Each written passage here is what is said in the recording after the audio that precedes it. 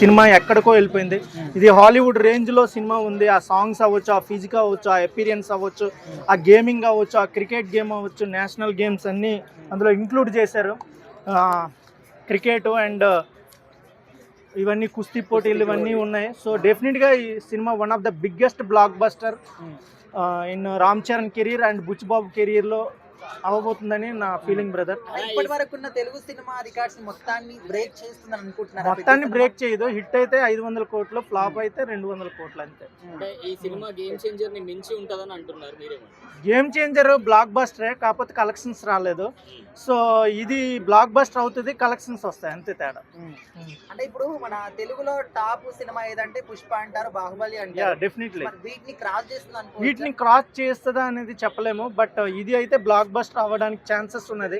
ఏ cinema కూడా ఇది cross చేస్తుందని ముందు చెప్పలేము.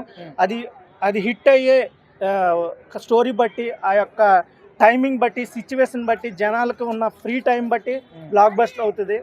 సో మేబీ జూన్ మంత్ అనేది అందరికీ ఫ్రీ టైము. స్టూడెంట్స్ అందరూ ఫ్రీగా ఉంటారు, అప్పుడే కాలేజీలో జాయిన్ అవుతారు, సిటీకి వస్తారు.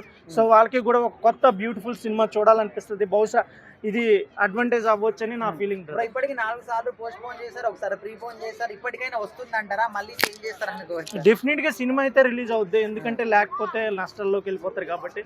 సినిమా అనేది రిలీజ్ పక్క.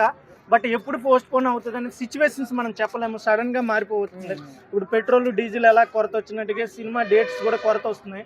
సో డెఫినెట్లీగా it has to be release on June 4th అంటున్నారు. ఫైనల్గా జూన్లో అయితే రిలీజ్ అవబోతుందని నా ఫీలింగ్ బ్రదర్. ఇప్పుడు ఏ నమ్మకంతో ఈ సినిమా హిట్ అవుతుందని అంటున్నారు? Ram Charan main concept. రామ్ చరణ్ గారు ఆయన లుక్స్ అవ్వచ్చు, ఆయన ఫిజిక్ అవ్వచ్చు, ఆయన ఎపీరియన్స్ అవ్వచ్చు, main Ram Charan mega trend నడుస్తుంది అనేది నా ఫీలింగ్ బ్రదర్. అంటే డైరెక్టర్ గారు ఈ సినిమాలో రామ్ చరణ్ గారు కాళ్ళు తీసేస్తారంట, మరి యాక్సెప్ట్ చేస్తారా ఫ్యాన్స్? కాళ్ళు తీసేస్తారు అక్కడ కాల్ అనేది ఇంకా నాకైతే కరెక్ట్ తెలీదు స్టోరీ.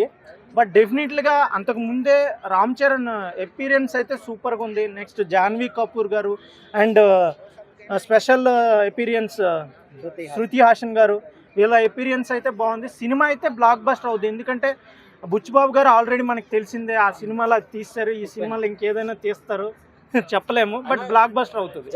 అది తీసినప్పుడే హిట్ అయినప్పుడు ఇది తీస్తే hit అవదా?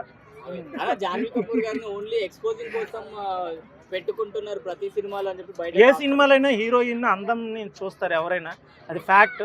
So one of the reason అవుతుంది. బట్ ఆమె యాక్టింగ్ కూడా బాగుంటుందని నా ఫీలింగ్.